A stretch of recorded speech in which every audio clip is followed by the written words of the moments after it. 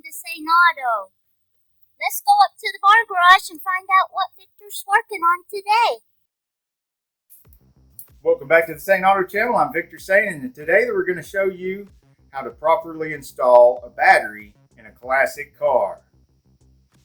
This just happens to be a 1972 Mach-1 Mustang.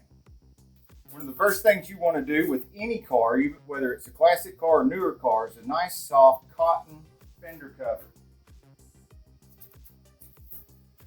And get your keys off your side. And first look at the battery tray and see if some of these originally had rubber. This one I think had nothing. A lot of the older cars had nothing, just bare metal under the battery. But if you don't have a piece of rubber or can't get a piece of rubber or plastic or something like that, like more modern cars, you can at least make a piece of cardboard and put it down here. Give some kind of buffer between the bottom of the battery and the battery tray, so that if there is some movement, it's not scratching all the paint off of the battery tray and promoting that corrosion and rust.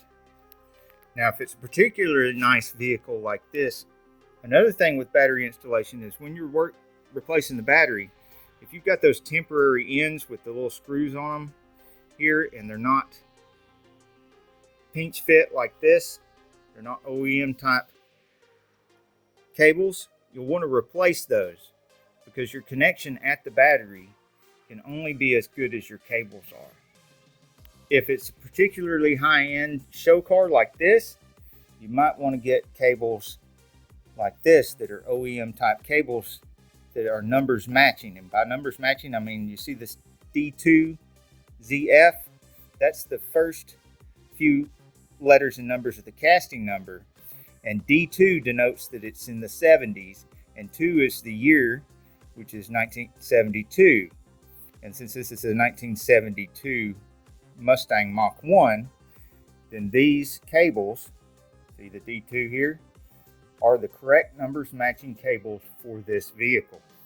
You'll see casting numbers DO, D1, and D2 on almost every part on this vehicle that has a casting number on it, because when these vehicles were first manufactured,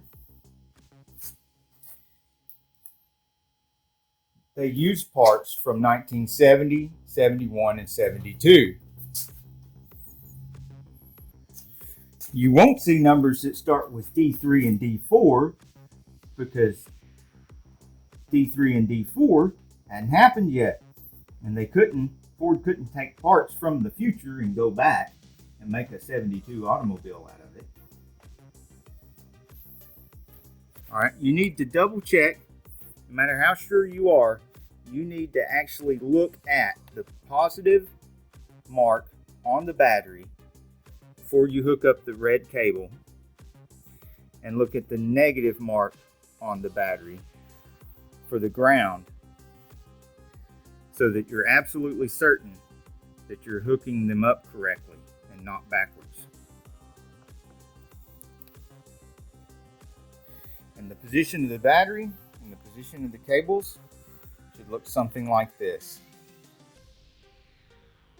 on this particular vehicle. In the vehicle you're working on, the battery might be oriented in a different way. And they're all going to have different battery straps.